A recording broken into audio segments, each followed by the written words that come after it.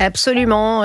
Il s'appelle François-Marie Porte. Devenir plus intelligent, c'est possible. Est-ce que vous avez déjà rêvé d'augmenter vos facultés intellectuelles? N'hésitez pas à venir nous en parler. 01 80 20 39 21.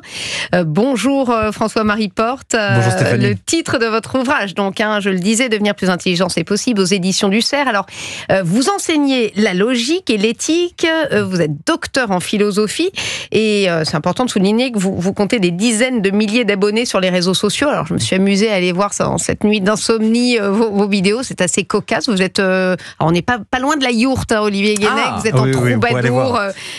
C'est assez amusant.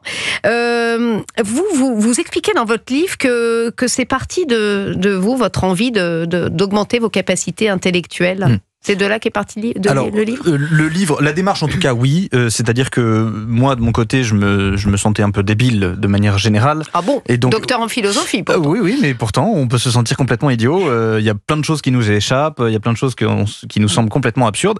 Et finalement, je me suis dit, comment on peut augmenter notre intelligence? Et puis en plus, ça venait en réponse à une demande des abonnés de mes étudiants et qui me disaient, mais il y aurait la possibilité, on ne sait pas par quoi commencer, c'est philosophe, il y en a de partout, il y en a de machin, etc.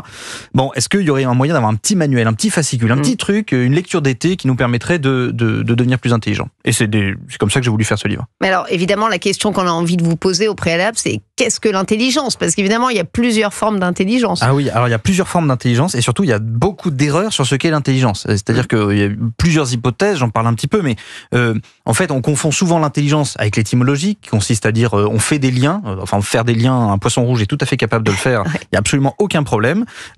Aussi peut-être la mémoire, avoir de la culture, savoir beaucoup de choses, etc. La culture, vous dites, c'est rien de plus qu'un discriminant social. Tout à fait, ouais, je pense que la culture, mais c'est très bon, c'est un très bon discriminant social, mais la culture, c'est en fait une capacité à se retrouver dans un groupe et à être capable de dire, tiens, ça je connais, toi aussi tu connais, et c'est super. Ouais, c'est pas ça l'intelligence. Non, ça c'est pas ça de l'intelligence, parce qu'il y a de la culture de partout, c'est-à-dire que oui, je sais bien. J'étais en apnée là. Non mais il y a bien sûr la culture des campeurs par exemple, il y a la culture des gamers par exemple. Je vous cite, si je vous dis que le deuxième volet de Castlevania est bien moins bon que le premier, bon, si vous touchez pas trop aux jeux vidéo, vous ne savez pas trop de quoi je parle. Pourtant c'est bien une culture. Si par contre je vous parle de Marignan, etc., peut-être que ça va vous évoquer autre chose. C'est juste une manière de pouvoir connaître des choses dans un groupe, mais c'est pas ça l'intelligence. Oui. Et l'intelligence. Alors qu'est-ce que c'est? Voilà, justement, l'intelligence, c'est une faculté de connaissance. De la même manière qu'on a 5 sens qui nous permettent de voir, d'entendre, de toucher, etc.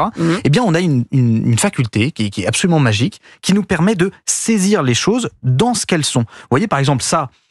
Qu'est-ce que c'est? Un livre. C'est un livre, très bien. Vous avez bien compris. Pour nos auditeurs qui veulent nous regarder sur les réseaux sociaux. Exactement. Donc c'est un livre. Bon, un livre, ça évoque quoi? En fait, ça n'évoque pas ce livre-là. Sinon, vous auriez dit c'est un bloc de papier bleu avec des trucs jaunes, etc. dessus. Mais non, vous avez dit c'est un livre. Ça veut dire que vous avez saisi quelque chose qui était plus que la singularité du livre. Vous avez saisi, parce que vous êtes très intelligente, vous avez saisi la nature même du livre. Et il y a une capacité, il y a une manière d'augmenter cette capacité. Et des gens qui ne sont pas très intelligents, par exemple, vont être incapables de définir les choses, de définir ce qu'est un livre. Si je lui dis qu'est-ce que c'est qu'un livre, eh bien là ça va être la panique, je ne sais pas comment faire. Si vous demandez à quelqu'un qu'est-ce que c'est que la démocratie, par exemple, j'entendais, vous receviez tout à l'heure quelqu'un qui justement, pour qui la démocratie semble très importante, on lui pose la question qu'est-ce que c'est que la démocratie, s'il est capable de répondre, super. Ce qui se conçoit bien s'énonce clairement. Tout à fait, Boileau a tout à fait raison, vous avez raison, oui, tout à fait. Et alors, au-delà de ça, de simplement définir les choses, il y a aussi la capacité à énoncer la vérité. Vous voyez, la vérité, on est dans un monde où tout le monde dit « Ah, la vérité, ça dépend de chacun, etc. » Ce genre de phrase un peu débile que les personnes ne comprennent pas. C'est-à-dire que quand on dit « La vérité dépend de chacun », si vous répondez à la personne « Ah bon, c'est vrai ?» Elle va vous répondre Bah oui, évidemment qu'elle va vous répondre « Bah oui », parce qu'en fait, finalement, la vérité, ça ne dépend pas de chacun. La vérité, c'est dire « Ça existe ». Ou ça n'existe pas. D'ailleurs, vous critiquez, on n'est pas rancunier, parce que vous critiquez, par exemple, les chaînes d'infos en continu, les débats où il y a peu de silence. Bon, vous voyez, on vous invite mais tout à fait. mais en parler. Mais je ne critique absolument pas les journalistes. On est dans une ère qui ne favorise pas l'intelligence, selon vous. Oui, tout à fait. Mais je critique le phénomène même de l'info en continu, c'est-à-dire la capacité à finalement en continu être dans une stimulation de nos cerveaux sans prise de recul possible par le cerveau. Parce que nous ne sommes pas de purs esprits, nous n'arrivons pas à saisir toutes les choses. Il faut que il faut qu'on dorme un petit peu, même si on fait des insomnies. Mais il faut qu'on soit capable de dormir et d'être capable de prendre du recul. Ça veut dire quoi, dormir de manière un peu imaginée? C'est le fait on arrête l'information, on prend du recul et on y revient. Ça, c'est vrai que c'est difficile, Olivier Guénec, dans nos métiers, de prendre du recul parfois. Ah si, moi j'en prends très bien, il n'y a pas de problème avec ça. Dans les yourts, il paraît. Évidemment. Justement, est-ce que parfois, à l'inverse, alors vous allez nous donner des trucs, parce qu'on n'est pas encore venu dans le cœur du sujet, pour être plus intelligent, mais est-ce qu'à l'inverse, être dans un trop-plein d'informations peut rendre moins intelligent?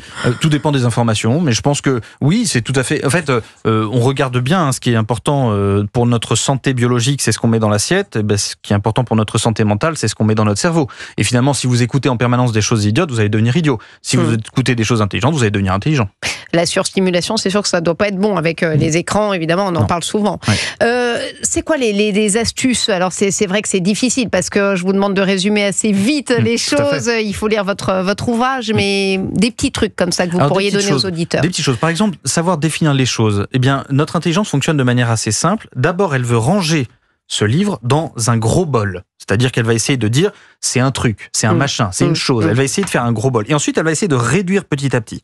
Or, il y a des super outils, que je résume dans le livre, justement, c'est qu'il n'y a pas 36 000 bols possibles. En fait, il y en a 10 qui sont possibles. C'est-à-dire que, soit vous avez, par exemple, vous essayez de définir ce que c'est que l'amour. Très bien. L'amour, c'est quoi? Est-ce que c'est quelque chose ou est-ce que c'est quelque chose qui arrive à quelque chose? Eh bien, déjà, vous évacuez une partie. C'est quelque chose qui arrive à quelque chose. Bon, c'est dans une chose. C'est-à-dire, c'est dans une personne, l'amour? C'est quelque chose que l'on éprouve? Ou c'est extérieur à nous? Non, c'est en nous. Donc finalement, vous allez réduire. Et vous en avez 10 comme ça qui sont possibles. Alors je vous les donne. C'est quand même très philosophique ce que vous nous racontez. Bien sûr. C'est de haute tenue. Sur la plage, par exemple. Tiens, Olivier va y aller dans quoi? Dans un mois? Tout à fait. Au camping, sur la plage, on peut faire quoi pour devenir plus intelligent alors? Sur la plage, mais simplement au niveau relationnel. Vous voyez, vous êtes avec vos enfants, très bien, vous dites très bien, j'ai envie de passer un petit moment avec mes enfants, avec mes amis. Et puis finalement, vous demandez, il y a un comportement qui vous choque, je sais pas, parmi vos amis, il y a un comportement, quelqu'un qui décide de finir la crème solaire sans vous en parler, par exemple. Voilà. Ah, c'est pas bien ça. Très bien. Vous allez lui dire, non, mais t'as pas pensé à moi. Qu'est-ce que c'est? T'es pas un vrai ami, en fait, pour moi. Eh bien là, la vraie question, ça va être, est-ce que vraiment c'est symptomatique de l'amitié? Qu'est-ce que c'est que l'amitié? Et hop, ça y est, on peut commencer à parler dessus. Et merci. En tout cas, c'était rapide. François-Marie Porte, en tout cas, on a compris l'idée. Et j'invite les auditeurs à lire ce livre, à devenir plus intelligent, c'est possible. Hein. Je le montre pour ceux qui nous suivent sur l'application Europe 1. François-Marie Porte, vous avez une chanson de l'été? Une chanson de l'été, oui, oh là là. Ça, je vous ai un petit peu cueilli, là. Ah oui, une chanson de l'été. Qu'est-ce que j'écoute en ce moment? Qu'est-ce que vous mettez sous la tente? Qu'est-ce que je mets sous la tente? Attention, ça me regarde. Attention. Je vous laisse réfléchir et Fabrice Lafitte en a pour nous. Très bien, merci.